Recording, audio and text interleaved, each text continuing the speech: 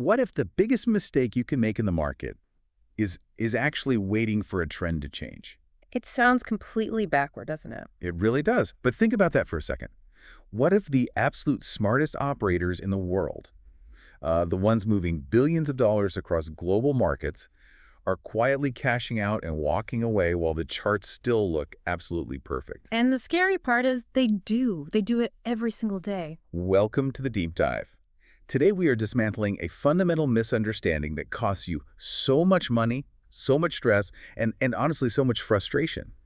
We are going to look at the critical, often invisible difference between a market trend and a market campaign. It is a massive blind spot for most people, and it really comes down to this core truth. Professional traders simply do not wait for the price to visibly reverse before taking action. Because if you wait, Right, if you are sitting there staring at a screen, waiting for the line to physically turn around and start heading south before you decide the opportunity is over, you are already the exit liquidity. You are too late. wow, you are already the exit liquidity. That is, the underlying mechanics of that move have likely been completely dead for weeks, right? Or even months. Exactly. Completely dead. Which is such a wild concept to wrap your head around. I mean, we are so conditioned from day one to just look at the line. If the line is going up, things are good. If the line is going down, things are bad. It feels like a fundamental law of physics. It's the most basic human heuristic we have in finance. Up equals safe, down equals danger. Right. But today, we are going completely under the hood. We're pulling from a massive stack of historical flow data, institutional positioning metrics, and deep macroeconomic models to break down the true anatomy of a market move. We are going to decode the hidden signals that an opportunity is completely dead, even if the price is still moving higher. Yes. And most importantly, we are going to explore exactly how the pros rotate their capital, so you can start looking at the world through that exact same lens. So let's jump right into this grand illusion. We need to define our terms here because the core conflict is between a trend and a campaign. They are not the same thing. Not at all. A trend it's pretty simple, right? It's just a broad direction of price movement. It is purely historical data. You look at a chart and say, hey, it started at $10, now it's at $20. The trend is up. Right. But a campaign, that is something entirely different. A campaign is not a line on a chart.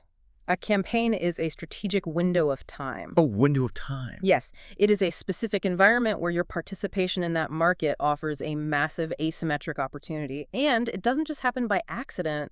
A campaign is built entirely around identifiable structural incentives. Like what kind of incentives? We are talking about major shifts in central bank policy. We are talking about global liquidity conditions or massive macroeconomic forces that force capital to move from one side of the globe to the other. A trend is just the footprint left behind in the sand by those forces. So the trend is the footprint, but the campaign is? The campaign is the actual engine driving the car. I absolutely love that distinction. Let's really hammer home the difference between just having a position in the market versus running a campaign. Because I think for a lot of people, a trade is just a trade. Yeah, you log into your brokerage account, you buy a stock, you hold a position. Exactly. It's a tactical bet. You think it's going to go up, so you buy it. Yeah. But a campaign is a structural framework. It requires a totally different mindset, doesn't it? It does, because a position is inherently reactive. You see a technical setup on a chart, or you read a positive earnings report and you take a position. A campaign is proactive and deeply structured. You're not just reacting to a blip on a screen. Exactly. When you are operating within a campaign, you aren't just making a single directional bet, crossing your fingers and hoping for the best. You are building exposure progressively based on a macro reality. Can you give an example of how that looks in practice? Sure, because the underlying structural narrative is so strong, let's say a massive shift in global interest rates.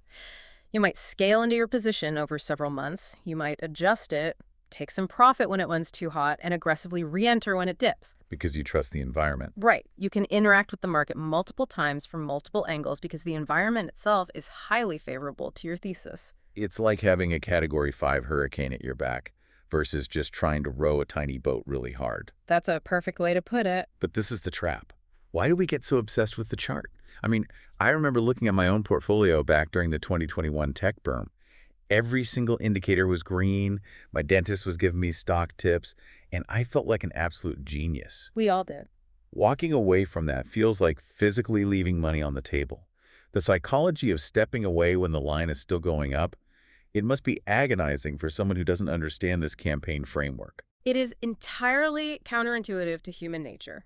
We are biologically wired to seek validation, and in financial markets, rising prices are the ultimate, undeniable validation. You see the green, you feel smart. Exactly.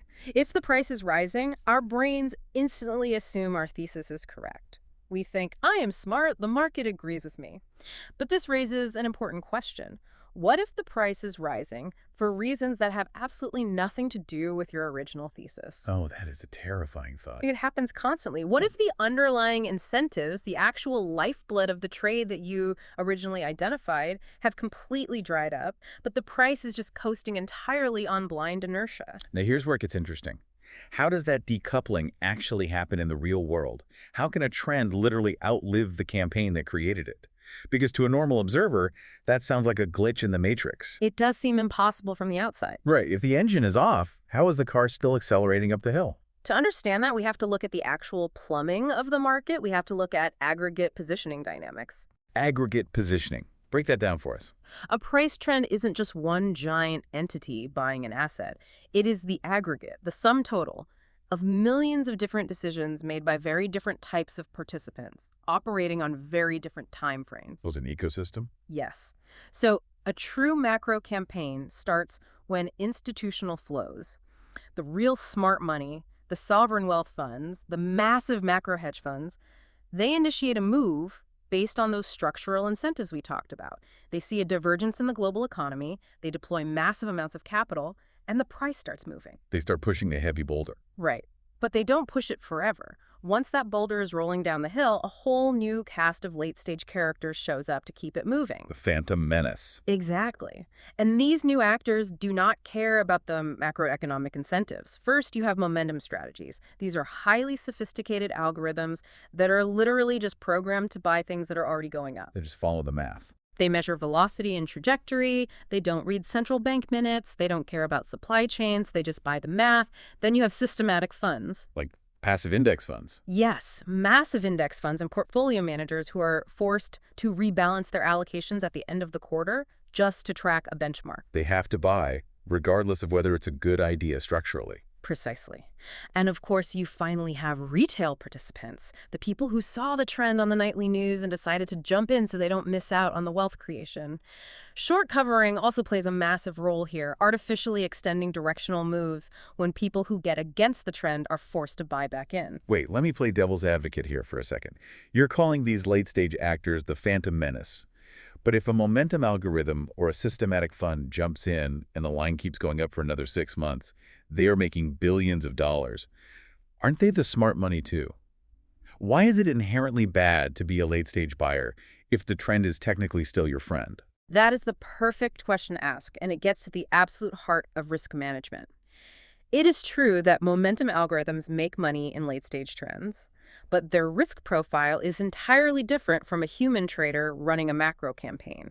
How so? An algorithm can liquidate a billion-dollar position in milliseconds the moment the velocity changes. You cannot. Fair point. The reason it is a dangerous trade for you is about the loss of asymmetry.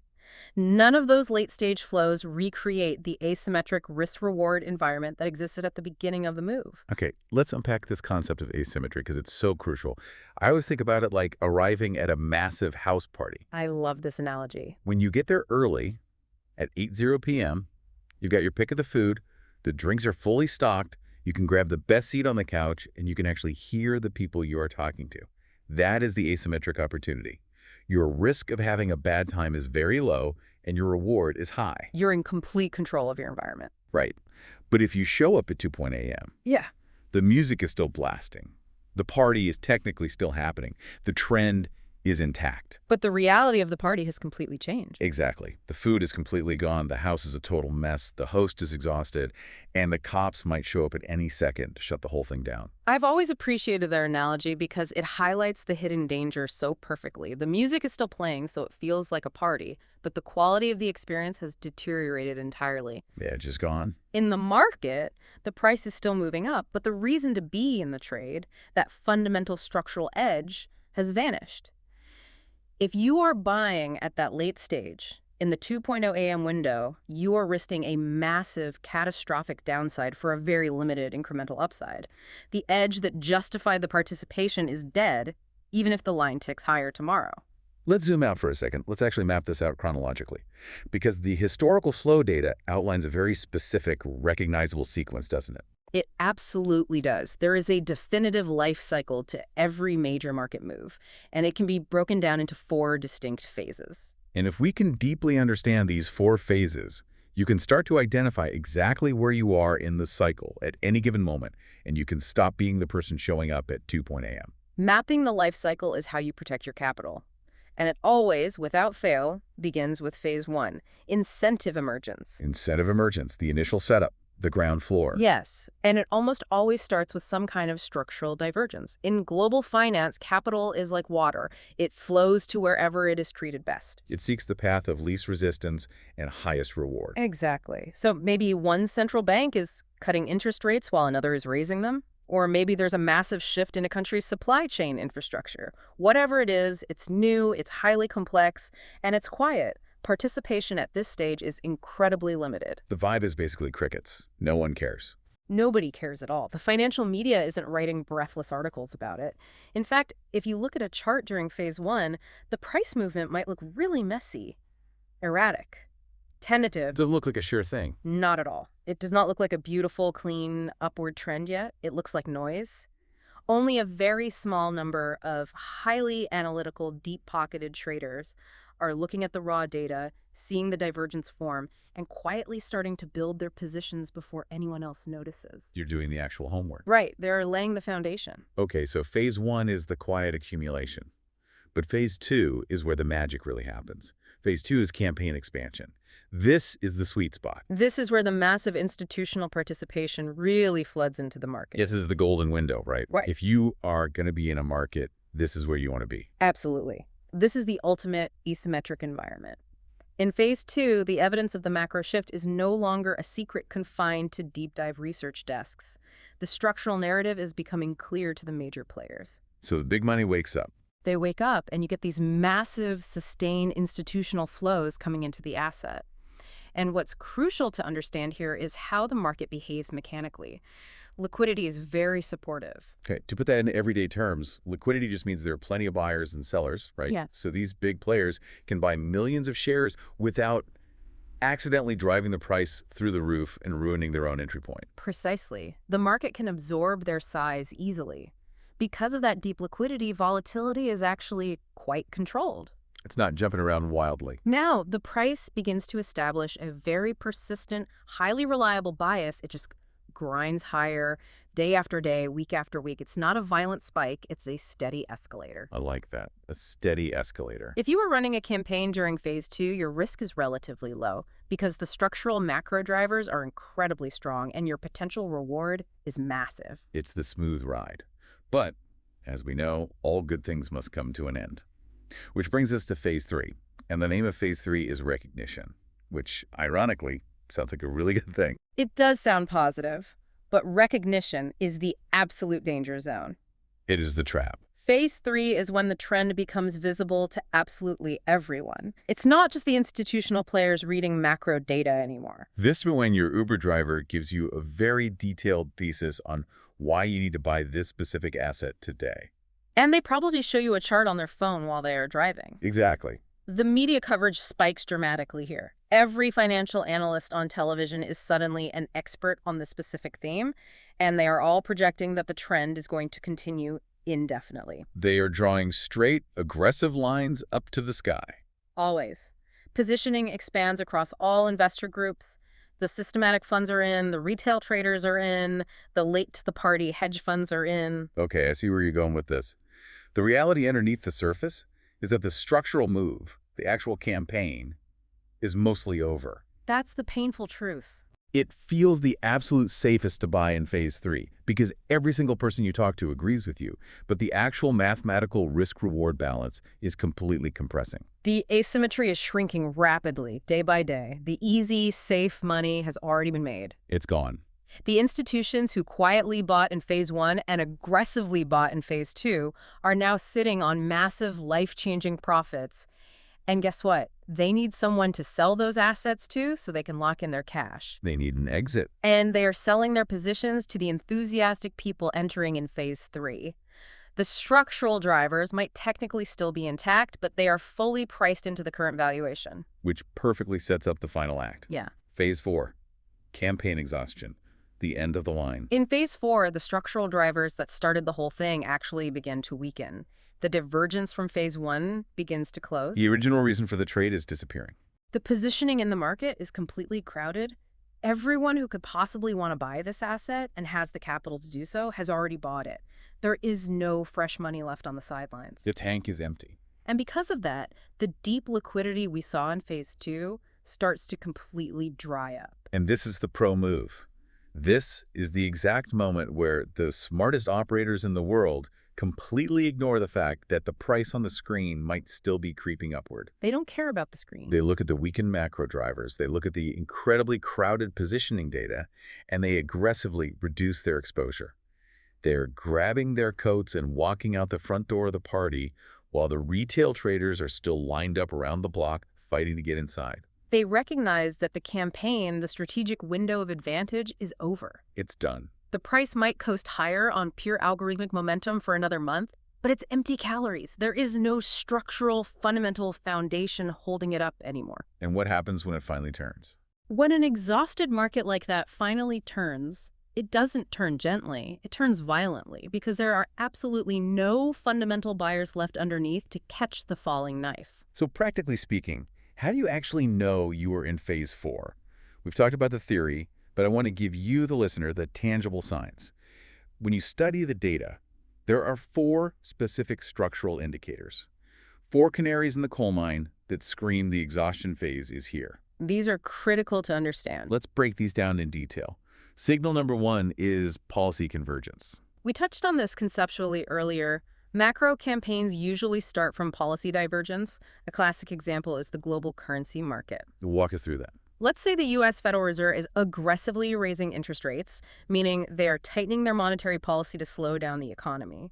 While at the exact same time, the European Central Bank is cutting rates and turning on the money printer to stimulate their economy. So they are moving in opposite directions. That massive divergence creates a generational campaign opportunity to buy the U.S. dollar and sell the euro, because global capital naturally flows toward the higher yield. Because if you're a massive sovereign wealth fund, why would you park $1 billion in Europe to earn 0% interest when you can park it in the U.S. and earn 5%? Yeah. Money goes where it's treated best. Exactly. That yield differential is the gravitational pull.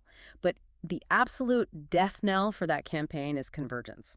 They can't diverge forever. Eventually, those completely opposite policy paths are going to have to start aligning again.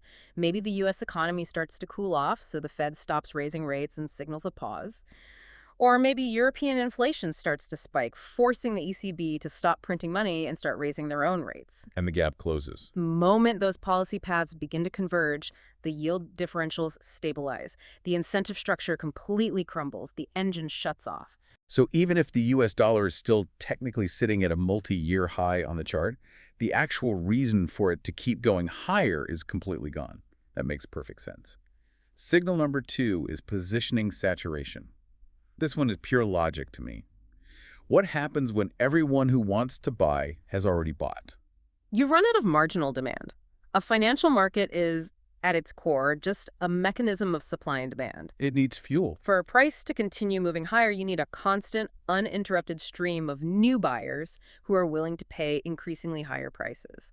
But think about the ecosystem of capital. You have massive macro hedge funds, you have global asset managers, you have systematic trend-following strategies. The big whales. Once all of those massive players are maxed out, meaning they have deployed all the risk capital they are legally or structurally allowed to deploy into this specific theme, who is left to buy? Only the latecomers. The retail traders who finally got their brokerage accounts funded. Right. And while retail traders matter, they simply do not have enough sheer capital to sustain a multi-trillion-dollar structural trend. They can't push the boulder alone. When positioning is completely saturated, The asymmetry is gone. There is no one left to push the boulder up the hill, but everyone is heavily, heavily invested.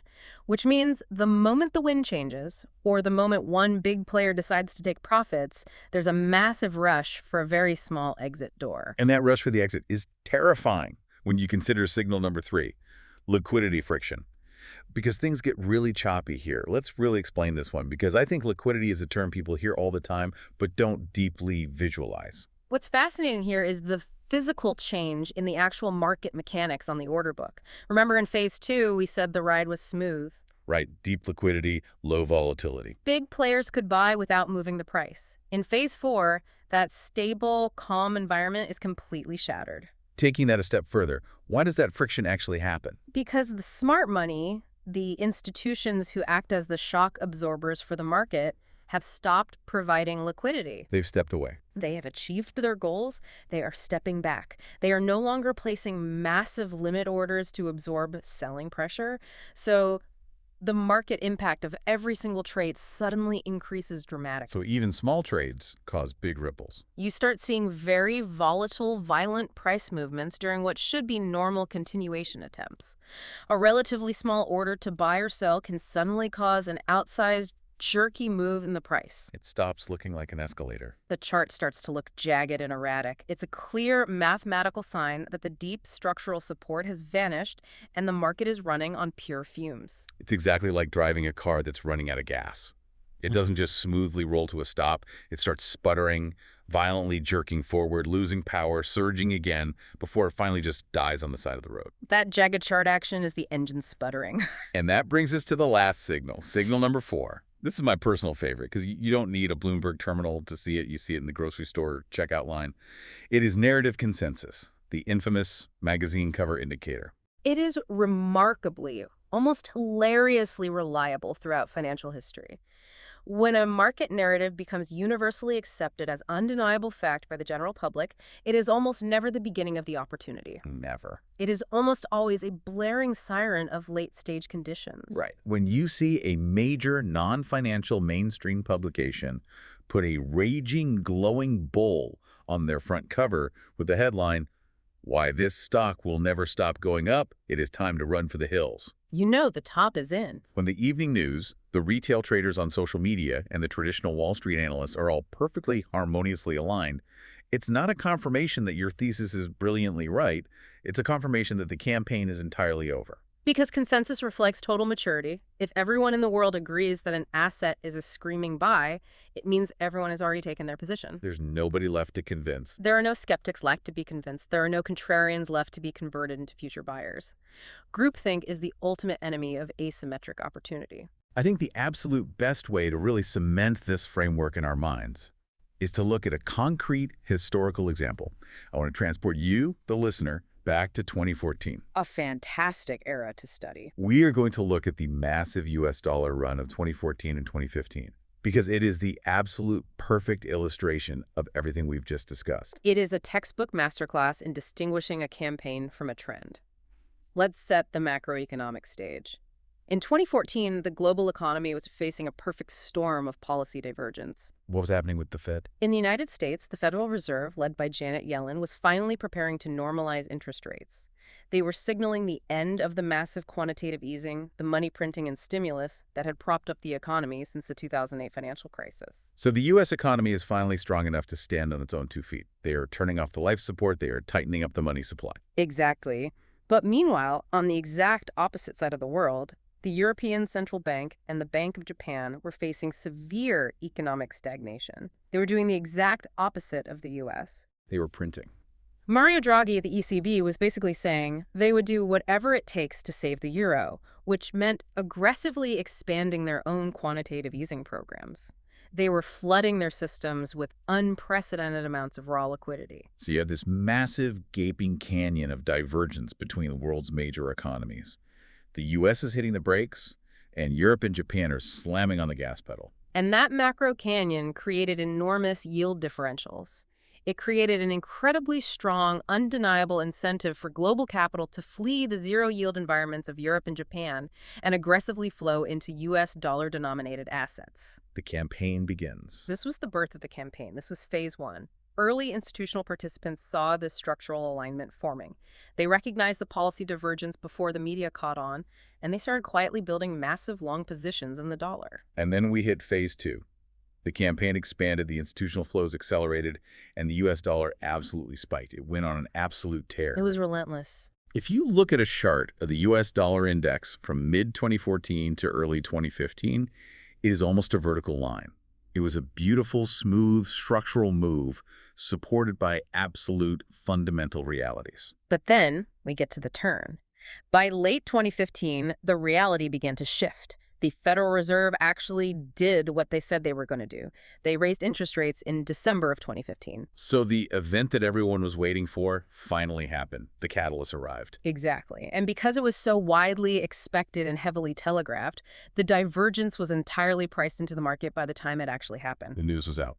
Every global macro hedge fund, every asset manager who wanted to be long the US dollar was already overwhelmingly long the US dollar. The positioning data was incredibly crowded. The narrative consensus was absolute. Everyone knew the dollar was king. Phase three at its peak. And inevitably, the volatility increased. The liquidity friction we talked about started showing up in the charts. The clean, smooth line upward turned into a jagged, messy, unpredictable range. And here is the disconnect. This is the whole point of our deep dive today.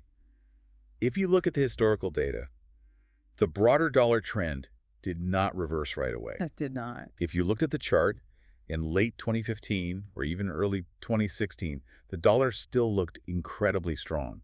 It was hovering right near its multi-year highs. It didn't crash. It looked like a pause before another leg up. But the campaign was completely over. The structural asymmetry was gone. The policy paths weren't diverging further. They were stabilizing. The element of surprise was zero. The edge was gone. And this is exactly when the pro-participants quietly headed for the exits. They started heavily reducing their exposure to the dollar. They locked in their massive profits and walked away, completely ignoring the fact that the chart still looked highly bullish to a technical trader. They didn't wait for the line to go down. They saw the underlying macro engine shut off and they got out of the car.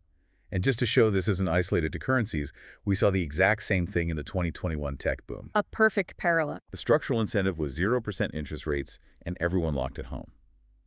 The campaign was buying high-growth tech. But by late 2021, inflation was raging, the Fed was clearly going to have to hike rates, the incentive was dying. Yet the NASDAQ was still hitting all-time highs in November. The disconnect in real time. The pros were offloading their tech stocks to retail traders right at the very top, while the charts still looked flawless. It is the exact same behavioral pattern playing out in a different asset class. If you wait for the NASDAQ to drop 20% to tell you the tech campaign is over, you have absorbed a massive loss that was entirely preventable if you were watching the structural incentives instead of just the price. But the real story is, how do we take these historical lessons, whether it's the 2014 dollar or 2021 tech, and apply them to the mental models we use to manage our own money today? What is the true cost of confusion here? It is steep. Because if you don't understand the difference between a campaign and a trend, you are going to fall into some very painful, very predictable psychological traps. There are three main traps that destroy retail capital. The first is entering too late.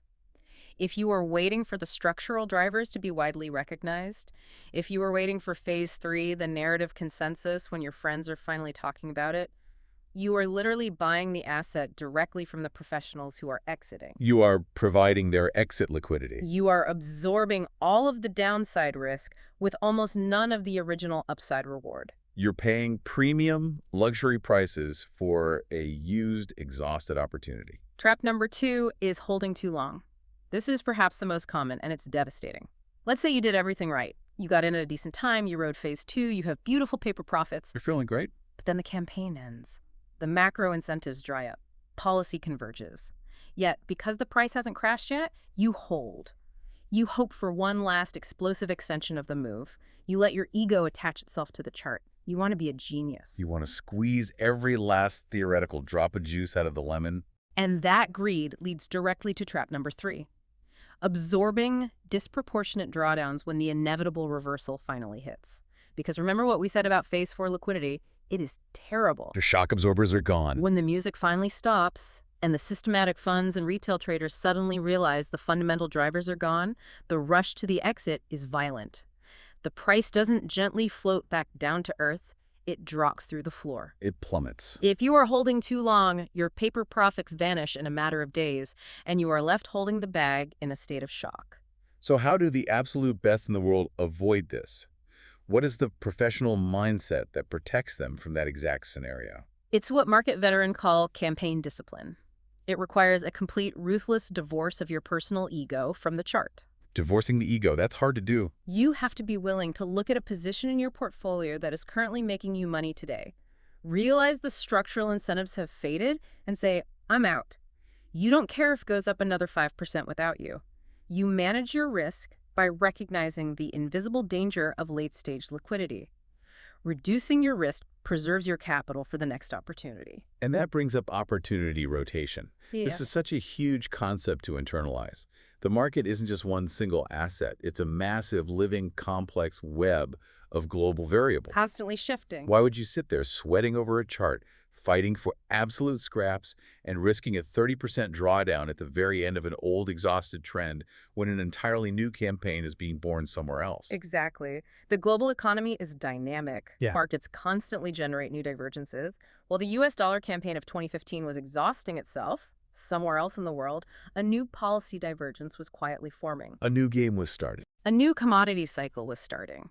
A new technological shift was happening in the shadows. Professional traders do not marry their trades. They don't fall in love with a ticker symbol.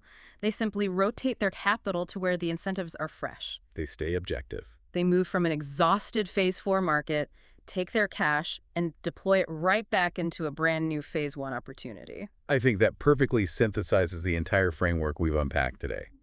The biggest takeaway for you, listening to this deep dive right now, is that you have to stop trying to predict exact tops or exact bottoms. That is a total fool's errand. It is entirely about identifying the structural window of opportunity.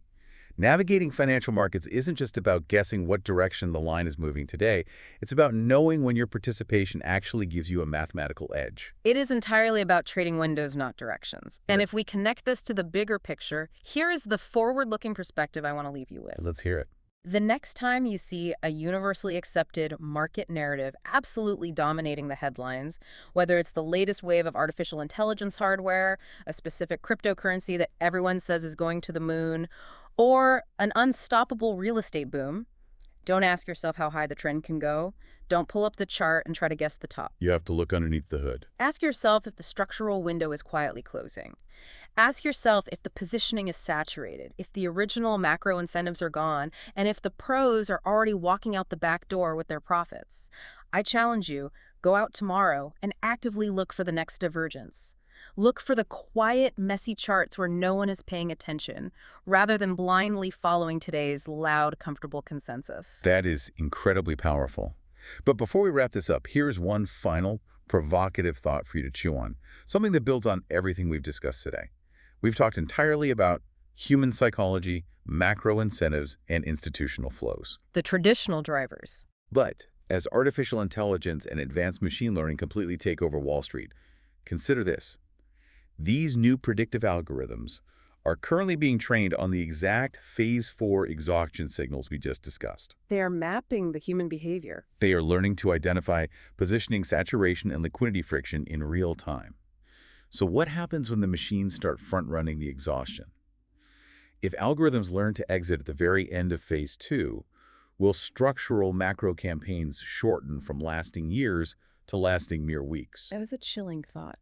Will the window of asymmetry become so incredibly tight that human discretionary traders can't even participate? It completely changes the game. Something to seriously ponder the next time you look at a seemingly perfect chart. You have the framework now. Yeah. You know the profound difference between the illusion of the trend and the reality of the campaign. Thank you so much for joining us on this deep dive. Go out there, look for those divergences, protect your capital, and we will see you on the next one.